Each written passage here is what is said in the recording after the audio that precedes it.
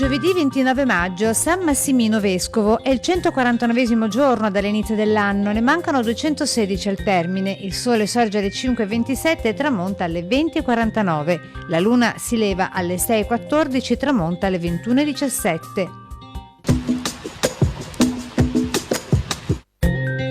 Al comando di Pietro Loredan, la flotta veneziana, composta di 15 galee, si scontra con quella turca al largo del porto di Gallipoli.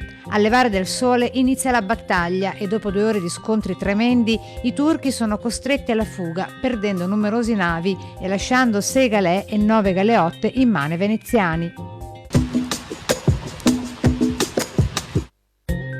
L'olivo è tornato a crescere ai piedi del bosco del Cansiglio per dare un olio extravergine di qualità superiore. Lunedì 2 giugno a Cappella Maggiore mostra mercato olio extravergine di oliva, con diversi prodotti italiani e stranieri. Per tutta la giornata mercatini artigianato, prodotti locali, musica e stand enogastronomico.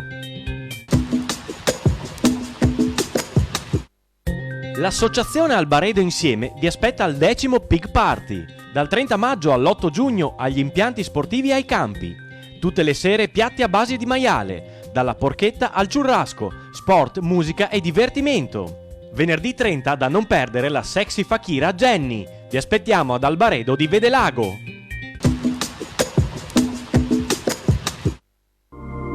Le previsioni per domani. Tempo instabile con schiarite, specie al mattino, alternate ad annuvolamenti, più frequenti nella seconda parte della giornata. Precipitazioni da sparse a tratti diffuse, specie nel pomeriggio, con probabili rovesci e temporali. Temperature senza variazioni di rilievo, salvo massimi in aumento in pianura.